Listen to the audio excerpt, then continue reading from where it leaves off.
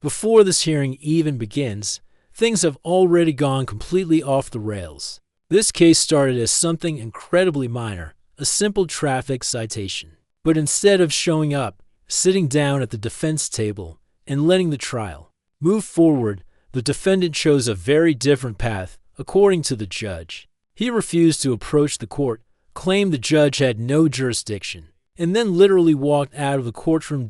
Now that decision has brought him right back. Here, not to argue the speeding ticket, but to face something far more serious, contempt of court, which can mean real jail time. The judge says dozens of jurors, witnesses, and court staff had their time wasted because the defendant refused to participate. So the big question becomes, did this man stand up for his rights? Or did he accidentally turn a traffic ticket into a legal disaster? Let's break down exactly what happened. I do note that there's a new speedy trial date in that case. That new speedy trial date is July 8th, 2026. I thought about rescheduling the trial today, but I'm not going to do that. I'll do that at Mr. Ferenza's next appearance. As to the contempt itself, and this is only as to the contempt, I note the difficulty. My plan was coming in to give 30 days jail, given Mr. Ferenza's statement of indicating of the difficulty this has caused him. I'll reduce that a little bit, but not much. This case, I hereby sentence Mr. For direct contempt. I sentence Mr. Ferenza to 25 days in jail. This case started with a simple traffic ticket and somehow ended with jail time. The defendant didn't just fight the ticket. He claimed the entire court had no authority over him. If you enjoy crazy courtroom moments like this, hit subscribe right now because this one gets wild. I can't. Please be seated. This is People versus Pablo Ferenza, 23T125. Mr. Ferenza appears in custody. Mr. McCall is here for the people. Give me 1 second, I'm joining WebEx. I'm trying to. Mr. Ferenza refused to stand before the entry. I can't stand. I'm shackled like a criminal over a traffic citation. No, you're not here on a traffic citation. You're here on contempt. Are we having a contempt hearing, Your Honor? Well, I'm going to give you that opportunity. I'm going to advise you if you'd like it. Let me start by reading the relevant portions of the contempt rule, Mr. Ferenza. This is Rule 407. This is of the rules of civil procedure, but that same rule applies to criminal actions such as this one. I'll read the relevant sections. Subsection A1, disorderly or disruptive behavior, a breach of the peace, boisterous conduct, or violent disturbance toward the court, or conduct that unreasonably interrupts the due course of judicial proceedings, behavior that obstructs the administration of justice, disobedience or resistance by any person to or interference with any lawful writ, process, or order of the court, or any other act or omission designated as contempt by the statutes of these rules.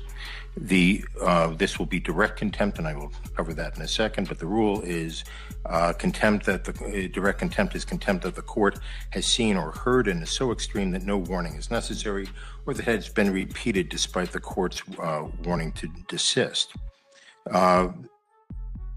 Subsection 4 defines punitive sanctions for contempt, which includes punishment by an unconditional fine, fixed sentence of imprisonment, or both, for a conduct that is found to be offensive to the authority and dignity of the court. Most notably is subsection B, as in boy, which says addresses direct contempt proceedings. When a direct contempt is committed, it may be punished summarily. In such case, an order shall be made on the record in writing reciting the facts constituting that contempt, including a description of the person's conduct, a finding that the conduct was so extreme as that no warning was necessary, or the person's conduct was repeated after the court's warning to desist, and a finding that the conduct is offensive to the authority and dignity of the court. Prior to the imposition of sanctions, the person shall have the right to make a statement of mitigation. Mr. Ferenza, I'm going to offer you that opportunity in a little bit. I make a specific finding that all conduct that I'm referencing occurred in my presence and therefore is direct contempt. Very specifically, let me make some reference. Mr. Forenza has been disrespectful to the court, to opposing counsel, and even to my clerks throughout the proceeding. He has filed spurious documents. He's made nonsensical arguments. He's been argumentative with the court. But I was willing to let all of that go so we could try the matter. On the day of trial, which I believe was November 24th, Mr. Forenza appeared. What the judge is describing here is one of the most serious mistakes someone can make in a courtroom. When a judge orders a defendant to approach the bench or the defense table, that order isn't optional. Courts treat compliance with basic instructions as essential to maintaining order and fairness during a trial. From the judge's perspective, this wasn't just a disagreement. It was a direct refusal to follow a lawful court order. And when that happens in the judge's presence, it can immediately qualify as direct contempt of court. Contempt isn't about the original charge anymore. It's about whether someone intentionally disrupted or disrespected the judicial process. And here's where things get complicated. The judge is already emphasizing that jurors, witnesses, and attorneys all showed up expecting a trial that never happened. In legal terms, that wasted time can strengthen the court's justification for punishment. On time, but stayed in the gallery along with who I believe is his wife. I repeatedly, at least 3 times, but perhaps 4 or 5, told him to approach the court, to cross the bar and sit at table so we could address the trial. Mr. Forenza failed to do so in my direct presence. He told me I had no jurisdiction, left the courtroom, and then amazingly was able to leave the building as well. In any event, he has not returned since November 24th, other than a few pleadings that I'm guessing were filed that day or the day before. I've had no interaction with this case since November 24th. Now listen carefully to what the judge is offering here. Even after everything that happened, the court is still giving the defendant several options. He can make a statement immediately. He can hire his own attorney, or if he qualifies financially, the court will appoint counsel for him at no cost. That's actually a very important safeguard in the legal system. Whenever jail time is a possibility, even for something like contempt, defendants have the constitutional right to legal representation. The judge is essentially saying, you don't have to handle this alone, but the decision now falls on the defendant. Accept help from an attorney who understands the law, or continue arguing the case by himself. And as you'll see in a moment, the path he chooses may dramatically affect how this situation plays out. I make a finding that Mr. Forenza was under an order to perform, that is to come to the table. He refused to perform in accordance with that order, and even though he had the ability to perform, obviously he was mobile, he was able to make it into the courtroom and then, of course, make it out. He was repeatedly warned, and I note that. I gave him multiple opportunities to approach, and he disregarded all of them. I make a specific finding that I find Mr. Forenza's conduct to be offensive to the authority and dignity of the court. I make a specific finding that he engaged in misbehavior that rises to the level of obstruction of justice. The behavior happened in my presence. The conduct was intentional and willful, and these actions seriously affronted and disrupted the administration of justice. In that regard, I will note that I went and met with the 30 or so jurors who had appeared for the trial, that Mr. Forenza simply blew off. I had to explain why that happened, and I had to waste all of their time. I also wasted the time of the witnesses. Mr. Forenza, I didn't waste anybody. Mr. Forenza also wasted the time not only of the jurors, but of the witnesses, counsel, the court, and everyone else. The court finds him in direct contempt. I made a similar record on the morning of trial, but Mr. Forenza had bolted from the courtroom, and therefore I find he was not advised at that time, so at least not in any significant way, and I hereby advise him. I am considering a jail term for the contempt unrelated to the underlying charges, Mr. Forenza. Today on the show, we're diving into the world of economic indicators. These are the numbers that tell us how the economy is doing, things like GDP, unemployment rates, and consumer confidence. But what do these indicators really mean? How are they calculated? And how should we interpret them? We'll break it all down for you. with the help of some experts, to make sense of the numbers that shape our world. I'm going to offer you some opportunities of how you want to proceed. First, if you wish, you can make the statement of mitigation right now, if you wish to. If you do not wish to, if you wish to consult with counsel, I will give you time to hire your own counsel, but you will remain in custody during the interim. I would even be open to the appointment of counsel if you believe you are indigent. In fact, I would appoint counsel if you were indigent. How would you like to proceed? And if you'd like a few moments to think about that, I'm fine with that. Is that the only option, is how I like to proceed, or can I make a statement? Right, so I'm offering you option one and options 2 and 2A. 2A and 2B. Option 1 is you can make your statement of mitigation right now, right? And without counsel, the only person in the room other than court staff and the deputy is Mr. McCall. We are live streaming. You can make that. If you'd prefer, you can contact an attorney, and I will set this over for a time where you can make the argument through an attorney. Or appoint, that's 2A. And then 2B, if you believe you're indigent, I will appoint counsel. Could you explain indigent?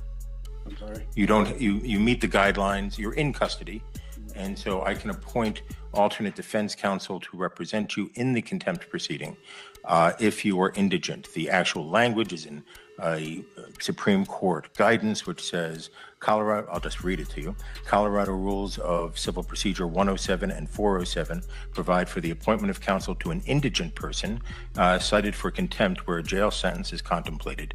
I am contemplating a jail sentence, Mr. Forenza. If the court appoints private counsel to prosecute a contempt action, which is not applicable here, or to represent an indigent party for contempt charges, that is relevant here, the judicial department will pay for counsel, as there is no statutory authority for the public defender or alternate defense counsel to represent clients for the sole purpose of contempt. But to qualify, you would have to be indigent, which means you would fit below the guidelines for public defender representation. If you wish, I can print those guidelines out for you. I don't want to be represented. I'm sorry, I couldn't hear. I don't want to be represented. Okay, and you understand that, and I will allow you to make the statement of mitigation right now, but you understand you do have a right to counsel. Now the prosecutor adds another layer to the situation. This wasn't just a casual hearing that fell apart. Real preparation went into this trial. An officer traveled across the state. Meetings were held to prepare testimony, and the prosecution expected to present its case to a jury.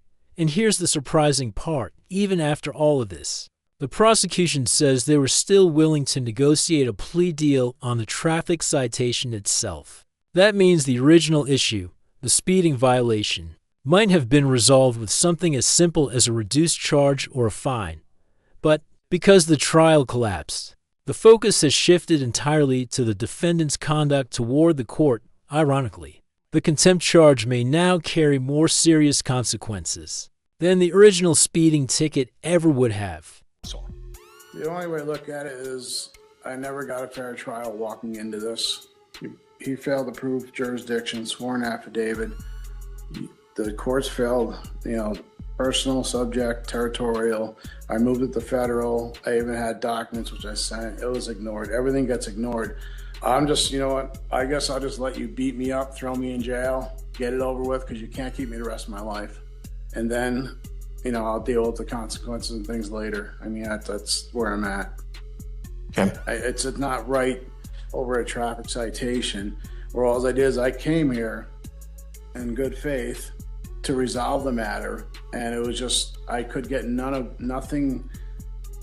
There's no nature and cause of there. There's no sworn affidavit for me to even move forward on, and this court can't move forward on. That's all I asked for, and it was like retaliatory. I just got beat up. That's all this is. It's a traffic citation. It's not a crime. Nobody was injured. If that's if that's what you call justice and fair, I'm not here to sit here and pick at anybody, go after. That's not what it's about. When I posted bond for whatever it was, I came here and I didn't run. I came here to settle the matter. And that's all I wanted to do. And I just wanted a fair trial. That's it. Pablo insists the court never had jurisdiction over him, a claim courts hear all the time.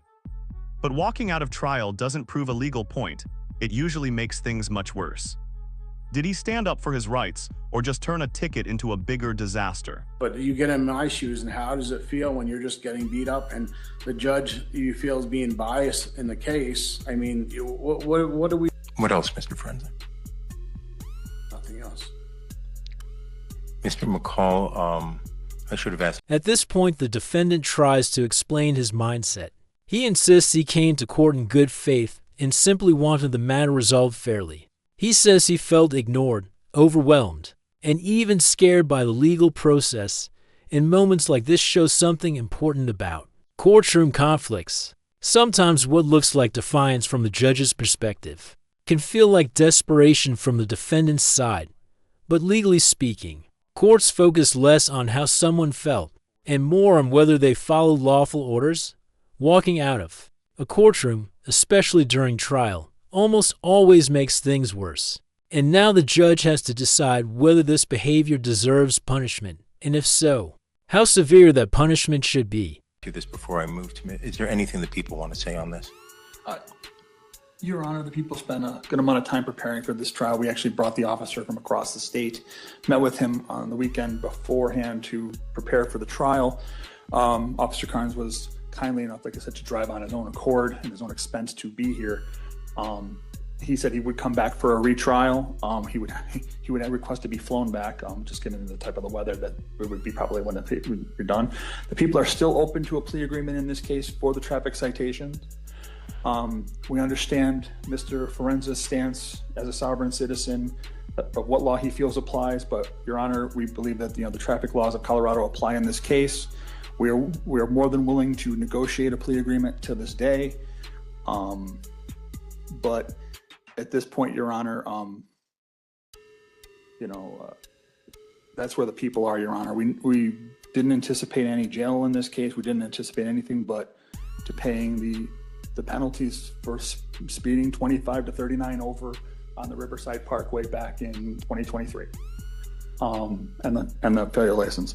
Your Honor, the speeding ticket, I would even reduce it to 20 to 24 over to keep it in as a traffic infraction. On the contempt. On the contempt. Oh, on the contempt, Your Honor. Your Honor, it's been an interesting case for me. I've never had a case that have gone this long with kind of like, the lack of being able to move forward. I've never been personally federally attempted to be sued in any case based upon a fee schedule. I find it interesting that Mr. Forenza believes that contract law applies in this case, but only one way, his contract law. The issue here, Your Honor, on contempt, the people expended a lot of time on this case for a very minor case. I do not like putting someone in jail in this situation. I just don't know if Mr. Forenza will ever show up to a trial again in this case, for this case, or any case. He's done, a day or so in jail. I'm not, anything else you want to say? No, Your Honor. The people are, that's all the people are going to say. Mr. Forenza, I meant to ask Mr. McCall to make that statement before your statement. I forgot. If you'd like to make a statement to address anything he said, I'm happy to hear more.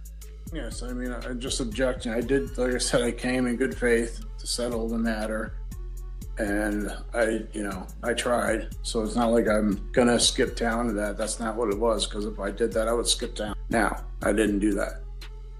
I came here to put the court on notice, let them know I was in federal jurisdiction. That's what I did, and I stood my ground for that. I have rights, and it's not about my contract. That's not what it is. And him for saying it's contract, and that makes it a commercial matter. So I'm here to settle the matter, set off and discharge. And as a secured party creditor, I have a right to do that. An attorney, in fact, representing the estate. So I would like to do that. Let's settle the matter. Let's just wash. Well, I'll give you an opportunity to resolve the matter, but we're talking about the contempt right now. I view the contempt as your direct and unequivocal disregard of the court's order. What would you like to say in mitigation of that? This is the moment where the judge explains his reasoning before announcing the sentence. He makes it clear that the punishment isn't about the speeding charge at all. Instead, the issue is what he calls a clear and repeated refusal to follow court orders. Judges take this very seriously because courtrooms depend on compliance to function. If defendants could simply ignore instructions or walk out whenever they disagreed, TRILS couldn't happen. What's striking here is that the judge initially considered 30 days in jail, which is a significant sentence for contempt after hearing the defendant's statements. He says he'll reduce it slightly, but the reduction isn't large, and the decision he's about to announce will completely change the stakes of this case. Your Honor, it's not. Like I said before, it has nothing to do with that. I wanted to settle the matter, and I feel like I'm running in circles, nowhere to turn, but who do I have to turn to? I'm trying to get this resolved, coming into court and hoping in good faith that you do the right thing, and it just didn't seem like it was going that way. I've never gotten any response to anything I've ever submitted, and that's what makes it hard. So how do you react to that? I mean, what do you do? Me, my situation, I'm scared. Okay, well, I haven't, torture cuffs and sitting here over a traffic citation. Missed my daughter's birthday yesterday. Anything else, Mr. No. Okay. Court finds the underlying offense can be resolved. As Mr. McCall points out, these cases are frequently resolved on the first appearance for a fine and be done. I find that Mr. Forenza, I don't know about negotiations. That's not my area. But I find he has not litigated this in good faith. I find that he absolutely and unequivocally disregarded a repeated order of the court to come to the table on the morning of his trial. The remedy Mr. Forenza had would be to have the people try to prove their case beyond a reasonable doubt. He absolutely positively refused the court's order, despite repeated statements. It follows up a long history of disrespect from Mr. Forenza towards the court, and more specifically, the entire judicial system. I find there to be no good faith by Mr. Forenza. I am not addressing the underlying case. I do note that there's a new speedy trial date in that case. That new speedy trial date is July 8th, 2026. I thought about rescheduling the trial today, but I'm not going to do that. I'll do that at Mr. Forenza's next appearance. And just like that, a case that began as a routine traffic ticket ends with a 25-day jail sentence for contempt of court. The judge made it clear that this punishment wasn't about speeding or license issues. It was about refusing a direct court order and disrupting the trial process after jurors, witnesses, and attorneys had already prepared for the case from the court's perspective. The sentence protects the authority of the judicial system. But from the defendant's point of view, he believes the court ignored his arguments and treated him unfairly. Cases like this highlight a powerful lesson. Even minor legal matters can spiral into serious consequences when courtroom procedures aren't followed. Now we want to hear from you. Do you think the judge's sentence was fair? Or was this an overreaction to a traffic case? If you found this case as shocking as we did, hit the like button, share your thoughts in the comments. And don't forget to subscribe for more jaw-dropping courtroom breakdowns. As to the contempt itself, and this is only as to the contempt, I note the difficulty. My plan was coming in to give 30 days jail, given Mr. Forenza's statement of indicating of the difficulty this has caused him. I'll reduce that a little bit, but not much. This case, I hereby sentence Mr. For direct contempt. I sentence Mr. Forenza to 25 days in jail. Furthermore, I set this matter for hearing on my next in custody docket I'll put him, though it's going to be a busy day, it doesn't make a lot of difference. Today's the 8th. Yeah, I want to set him in the next round. I'll set him on the Friday, January 23rd, 1 o'clock in the afternoon. Your Honor, we'll set trial at that time. Obligations and things I have to take care of. Can I post bail? I will be here. So noted. I've sentenced you on the contempt, Mr. Frenza. The next issue will be when I see you next time on the 23rd, right, is whether I should release you in custody on bond after the contempt sentence is over. There is a presumption that that you get a personal recognizance bond on a case like this for the underlying case, but that is overcome. And let me read you the language, because this is what you will have to address. I would recommend that you consider counsel. I have recommended that before. You have disregarded me, and that is in so many other things. The specific provision that is of concern to me, again, there's a presumptive personal recognizance bond. The arrested person has no ties to the jurisdiction of the court, reasonably sufficient to assure his or her appearance, and there's a substantial likelihood that he or she will fail to appear for trial if released upon his own personal recognizance. I will address the bond issue if you wish. The people are on notice that I am open to bond, but Mr. Frenza will not be released until the 25 days I feel like this is just retaliation more, and this is what I was afraid of at trial, Your Honor. It's contempt, Mr. What I was afraid of, but I wasn't in contempt. I showed in good faith. Okay. I didn't disrespect. I spoke the bare minimum just about jurisdiction. So everything you're saying is that's your assumption that it didn't happen. I didn't. Have a good day, Mr. Frenza. I have obligations.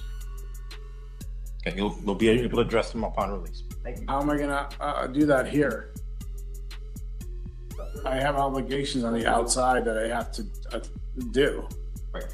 You'll be able to address those after your sentence is complete. And just like that, a traffic case turns into 25 days in jail for contempt. The judge says the punishment isn't for speeding, it's for defying the court.